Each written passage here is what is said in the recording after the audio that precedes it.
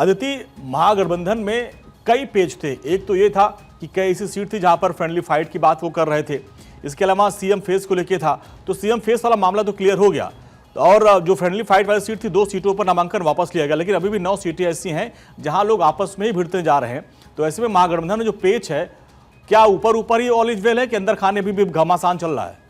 देखिए, सही मायने में तो दोनों ही गठबंधन में ऊपर ऊपर ही ऑल इज वेल है और अंदरूनी घमासान।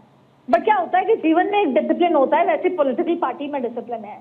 एनडीए में डिसिप्लिन, ये बात अलग है कि लगातार ये चल रहा है कि नीतीश कुमार सीएम बनेंगे नहीं बनेंगे, अनाउंस क्यों नहीं हो रहा, क्योंकि नीतीश कुमार चाहते थे कि चुनाव से पहले अनाउंस हो जाए, लेकिन नहीं हो पाया। पर यहाँ पर कांग्रेस नहीं चाहती थी महागठबंधन में कि तेजस्वी को आगे किया जाए, लेकिन आखिरकार आज अशोक गहलोत ने कहा कि हम तेजस्वी को सपोर्ट करते हैं।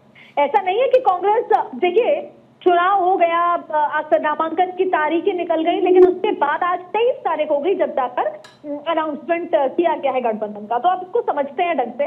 देखिए, सबसे पहली बात करते हैं महागठबंधन की। जाहिर तौर पे महागठबंधन में सब कुछ ठीक नहीं है।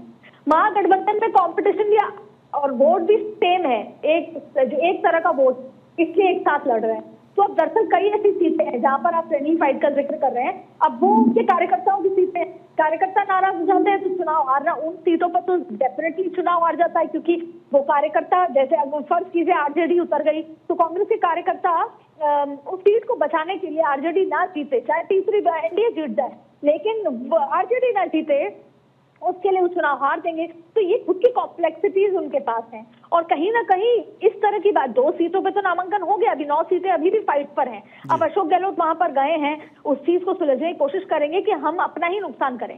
दरअसल देखिए, जब ये महागठबंधन, जब इंडी गठबंधन के नाम से जाना जाता था, तब लालू प्रसाद ने खुद ने एक बात कही थी कि ये गठबंधन तभी आगे चल सकता है जब आप सेल्फ लेस पॉलिटिक्स करेंगे, अपने बारे में ना सोच के एज अ होल गठबंधन के बारे में सोचेंगे। लेकिन ऐसा नहीं हो पाया, इसीलिए आम आदमी पार्टी बाहर हुई, इसीलिए बहुत सारी पॉलिटिकल पार्टी धीरे धीरे बात हो गई और ये बाहर हो गई और ये महागठबंधन हो गया।